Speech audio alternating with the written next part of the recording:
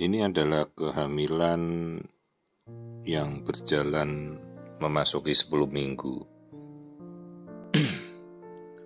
Hanya dari ciri-ciri subjektif.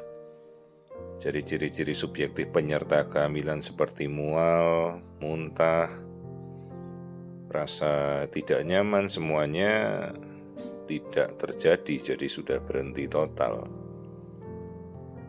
Dan seharusnya memang kondisi ini sudah dipastikan dari awal perkembangan ya, karena bayangkan saja sudah 10 minggu itu kan berarti kehamilan sudah memasuki bulan kedua menuju ke bulan ketiga, tetapi janin ini sudah berhenti bertumbuh pada minggu ke-6 menuju ke-7, jadi sudah sebenarnya 1 bulan yang lalu dia sudah keguguran ya, dan tidak keluar-keluar, jadi tertahan di dalam rongga rahim. Inilah istilahnya namanya misabortion atau abortus retentus atau kehamilan yang tidak berlanjut ya, tertahan di dalam rahim. Biasanya memang dikarenakan karena ya diberikan penguat tanpa mengetahui bahwa janin ini sebenarnya sudah tidak berkembang. Jadinya malah kontradiktif ya, kita berikan penguat padahal kehamilannya memang sudah tidak berjalan. Jadi itu yang kita ukur itu adalah kroramleng atau janin yang usianya 6 minggu 3 hari.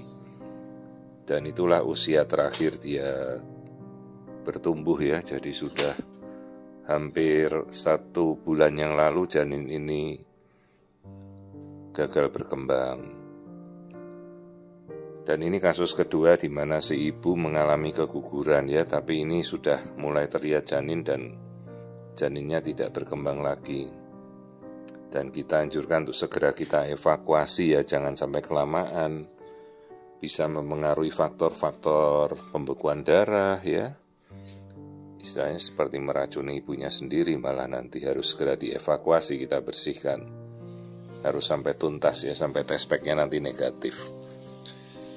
Barulah kemudian kita nanti harus mencari faktor-faktor penyebab apa yang menjadi penyebab keguguran sudah terjadi 2 kali ya. Apakah ini murni karena genetik, embrionya tidak bagus ya, sejak awal genetikanya jelek, ataukah ada penyebab lain, infeksi virus, toksoplasma, rubella, itu harus kita cek, kita gali.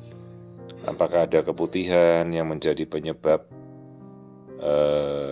permasalahan di jalan lahir, yaitu bisa bikin infeksi juga.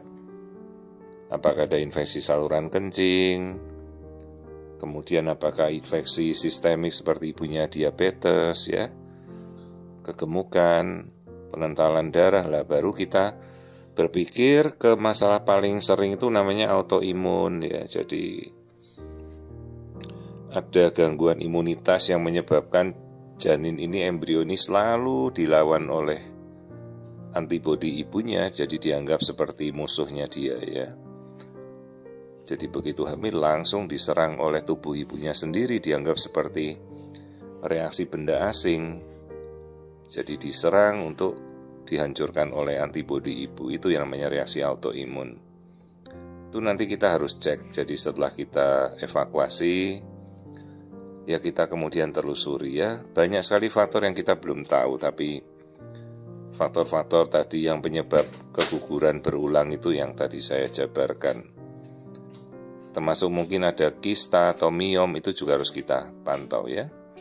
Jadi ini adalah kehamilan pada 10 minggu, tapi janinnya sudah tidak berkembang sejak 1 bulan yang lalu.